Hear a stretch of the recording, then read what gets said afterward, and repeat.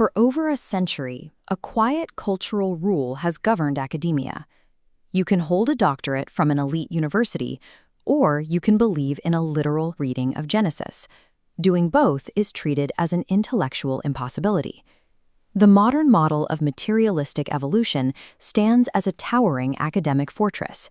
Within these walls, questioning the consensus is immediately dismissed as unscientific. Young researchers like Paul Bach and James Allen began their careers within this secular consensus, studying and teaching inside the halls of these elite institutions. But as any engineer knows, physical structures built entirely on unverified assumptions have a habit of fracturing under close inspection. 5 researchers operating at the peaks of genetics, geophysics, and engineering took their specialized analytical tools and applied them to the evolutionary model. They ran a strict empirical stress test on the established data, because true scientific rigor never exists to protect a consensus. It exists to try and break it. Physiologist Dr. Philip Bishop views human biology through a specific lens, as a complex, continuously operating industrial refinery. His chosen stress test examines a critical physiological process, the homeostatic balancing of our red blood cells.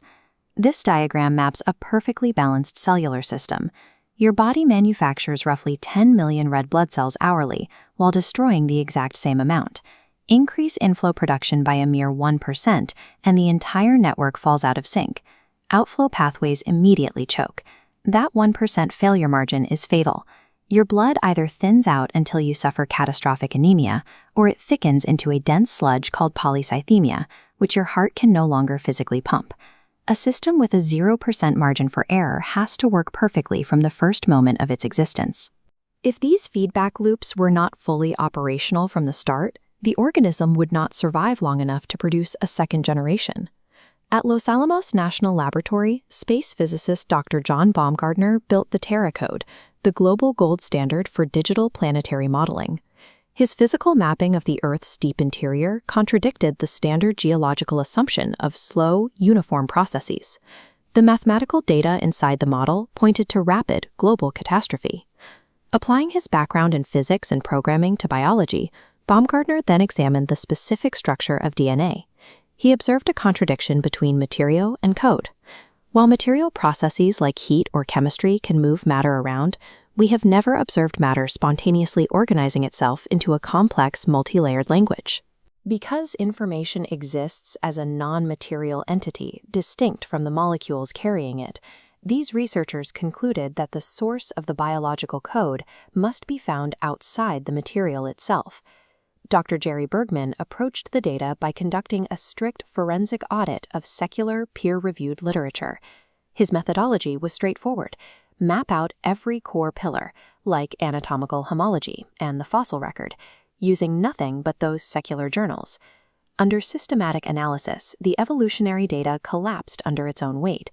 The established literature did not provide the empirical support required to sustain the theory.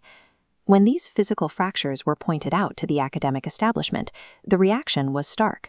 Dissenting researchers faced personal attacks, tenure denials, and a systemic effort to bury conflicting data. When an academic system relies on suppressing dissent to protect a preferred narrative instead of exploring conflicting evidence, it stops being science.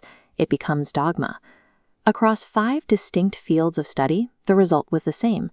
When subjected to strict analysis, the foundational framework of materialist evolution fractures.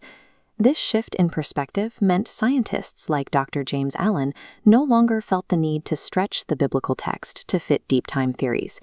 If the science didn't require eons, the text didn't need to be interpreted as symbolism.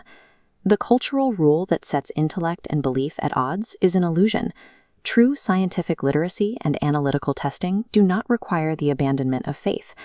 When the blood's precision, the DNA's code, and the geological record are viewed as a single dataset, the weight of the evidence shifts.